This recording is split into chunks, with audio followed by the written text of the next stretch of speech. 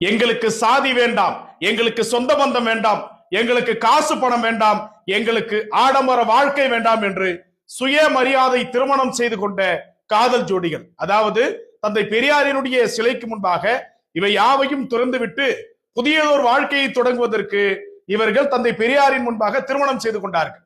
ஆனா திருமணம் முடிஞ்ச 12 நாள்லயே இந்த பையன் அவனுடைய வேலையை காட்ட ஆரம்பிச்சிட்டான். மேல பார்க்கக்கூடிய இந்த ஜோடிகள் தான். திருமணம் முடிந்த 12வது நாள்ல அந்த பொண்ணுகிட்ட 50 சவரன் நகை வேணும், ஒரு கார் வேணும், இல்லைன்னா நான் அவன் கூட வாழ மாட்டேன் அப்படின்னு சொல்லிட்டு தினம்தோறும் அந்த பெண்ணை கொடுமைப்படுத்திருக்கிறான். இந்த விடயம் சொந்தக்காரர்களுக்கு தெரியவே அவங்களும் பெரிய அளவுல சோகத்துல மூழ்கி இருக்கிறாங்க. இதைதான் பாட்டாளி மக்கள் கட்சி 12 ஆண்டு காலமா சொல்லிட்டு இருக்குது.